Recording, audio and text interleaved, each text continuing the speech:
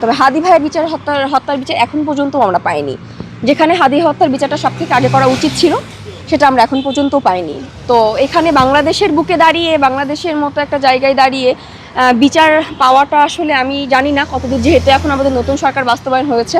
আমি সরকারের উপর আশাবাদী অবশ্যই, কিন্তু আমি চাই যে এই যে বিচারগুলো, যে হাদি হত্যা বিচার, ইকরা হত্যার বিচার, এই বিচারগুলো যাতে তারা অবশ্যই করে। আমরা শুধুমাত্র একটা ছোট্ট কয়েক সেকেন্ডের একটা রেকর্ড শুনেছি যে তুমি নিচে নামো, আমি নিচে এসেছি, এটাই তো আমরা শুনেছি, তাই না? তো এই যে এইটার মাধ্যমে তো আমি আসলে বিচার করতে পারি না যে আপনি আমার বেস্ট ফ্রেন্ড। সো এটা আসলে আমার কাছে মনে হয় যে এটা টোটালি ফ্রড। আর রিজিকের কথা যদি বলতে যাই, তাহলে সে তো মা হারা হয়েছে। সব থেকে যদি কারো বেশি ক্ষতি হয়ে থাকে সেটা হচ্ছে রিজিকের। আর রিজিক বাবা মা দুজনেই হারা হয়েছে। এটা পৃথিবীর একটা সন্তান যাদের বাবা মা নেই, সেই হয়তো বা বুঝতে পারবে যে বাবা মা ছাড়া বড় হয়ে ওঠাটা আসলে কতটা কঠিন। রিজিকের অবশ্যই এটা ফিল হবে, আজ হোক কাল হোক সে এটা ফিল করতে পারবে যে আমার মা নাই। সো সে ইকরা আপু হয়তো বা এই অবস্থাতে ছিল না যে আমি আমার সন্তানের কথা চিন্তা করব, বা এটা যখন একটা মানুষ ডিপ্রেশনের লেভেলে মানে অত্যাধিক হাই লেভেলে চলে, তখন তার মাথায় আসলে কোনো প্রকার কোনো কিছু কাজ করে না। এটা একটা মূল কথা। আর আমি টোটালি আলভিকে যদি আমাকে কেউ মানে রেটিং দিতে বলে, আমি বলবো যে সে আসলে একটা ফ্রড।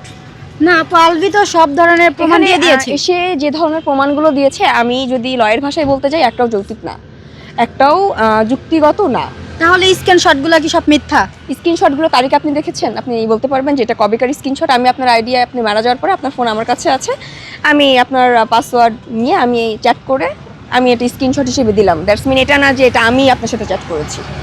আচ্ছা আপু, এই যে তিথির কাছে যে স্ক্রিনশটগুলো আছে, যে সব ফ্যামিলিগত বিষয় নাকি মানে ইকরাপুর কাছে তিথি শেয়ার করতে, বা তিথির বিষয়গুলো ইকরার কাছে শেয়ার করতে, এই বিষয় নিয়ে আপনি কি বলতে চান? এটার প্রমাণ কি? এটার প্রমাণ কোনো আছে? আমি তিথির কথা কেন বিশ্বাস করব? বিচার যদি আপনি করতে হয়, আইন কখনো কারো মুখের কথা বিশ্বাস করে না। আর মুখের কথায় কোনো কিছু বিশ্বাস করে কাউকে আসলে শাস্তি দেওয়াটা, আমি মনে করি, বা দোষী মনে করাটা টোটালি একটা ভুল। আচ্ছা, কাউকে যদি চিট করা মানে করতে হয়, আমি যদি আপনার হাজবেন্ড যদি আপনাকে চিট করতে চাই, সে অবভিয়াসলি আপনাকে ধোকাই দিবে। ধোকা দিয়ে আপনার চোখের আড়ালেই সব কিছু করবে। এখন একটা শুটিং যেখানে আমার হাজব্যান্ড অনুপস্থিত বা আপনার ওয়াইফ অনুপস্থিত, সেখানে আপনি একটা মেয়ের সাথে শুটিংয়ে গিয়ে দরজা বন্ধ করে কি করবেন কি না করবেন, এটা আসলে আমার মনে হয় যে জনগণ বুঝে। সো আমি মনে করি যে যতটুকু আসলে রটে তার কিছুটা হলেও ঘটে। এটা নিয়ে ফ্রড বা মিথ্যা এমন কোনো কিছু না। কোনটা মিথ্যা কোনটা সত্যি এটা আসলে জনগণ বুঝতে পারে। মানুষের এক্সপ্রেশন দেখলে বোঝা যায়, মানুষের কথা বলার ধরন, বা আমি যদি বলতে পারি যে যখন একটা মানুষ সত্যকে আসলে মিথ্যাকে সত্য করতে চায়, তখন সে এরকম তার মুখের এক্সপ্রেশন দেখে বোঝা যায় যে না, সে মিথ্যা কথা বলছে। আচ্ছা, অনেকেই বলতেছে যে আমি ইকরার মতো হব না, আমি হলে হব রুমিন ফারহানা, যে না ওনার মতো হবে। এই কথাটা কেন সবাই বলে? আচ্ছা, রুমিন ফারহানা হচ্ছে, আমি মনে করি যে নারীদের জন্য একটা আদর্শ। আমি তাকে পার্সোনালি পছন্দ করি।